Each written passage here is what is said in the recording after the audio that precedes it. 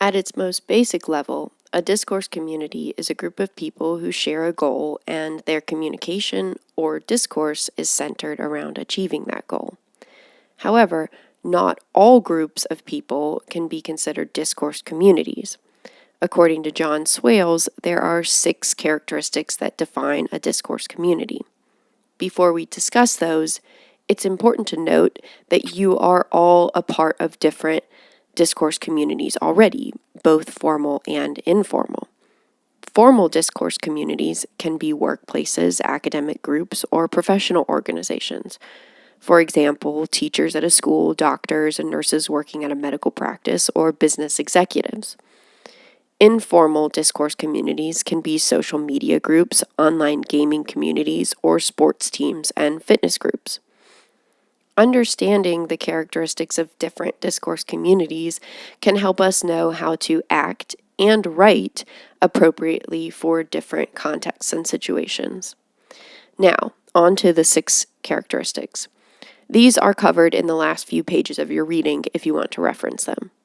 Number 1, a discourse community has a broadly agreed upon set of common public goals. We might be tempted to say that all scientists are in a discourse community. However, not all scientists share the same goals, but groups of scientists do. So, for example, a climate change scientist might be a part of a discourse community where the shared goal is to understand and combat climate change.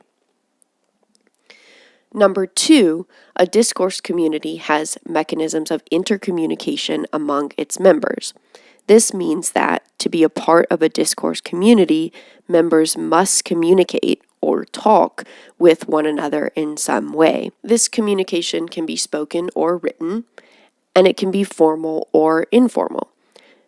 Different discourse communities will use different modes of communication, but examples of these could be phone calls, chat rooms, text groups, forums, email, social media spaces, or in formal settings, things like boardrooms, books, journals, and published articles. Number 3, a discourse community uses its participatory mechanisms primarily to provide information and feedback. This means that discourse communities must have a group of members that are actively communicating and working toward accomplishing their goals.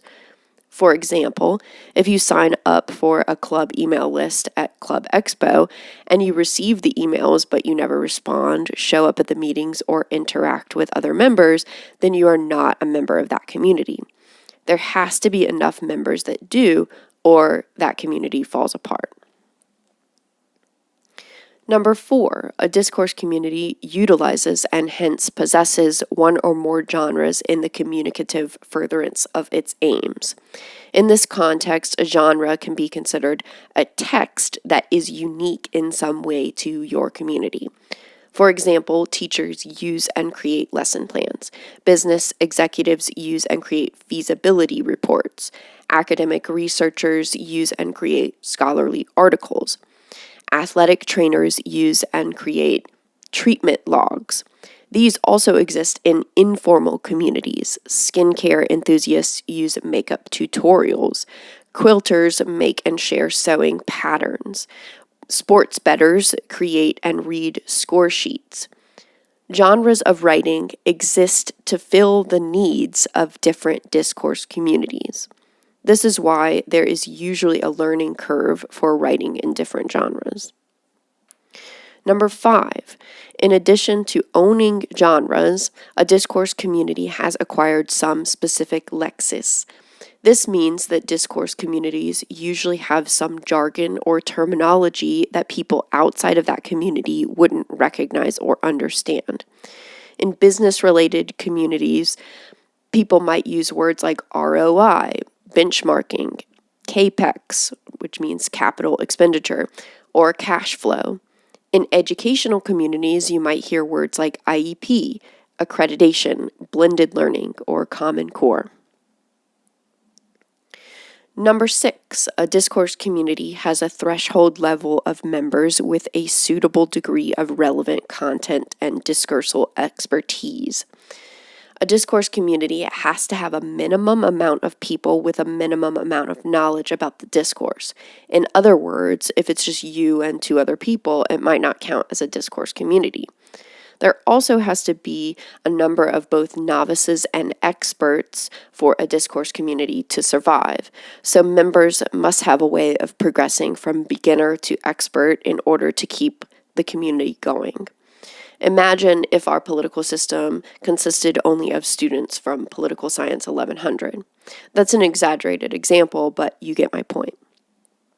As we go on in the course, we'll discuss some of these characteristics in more detail.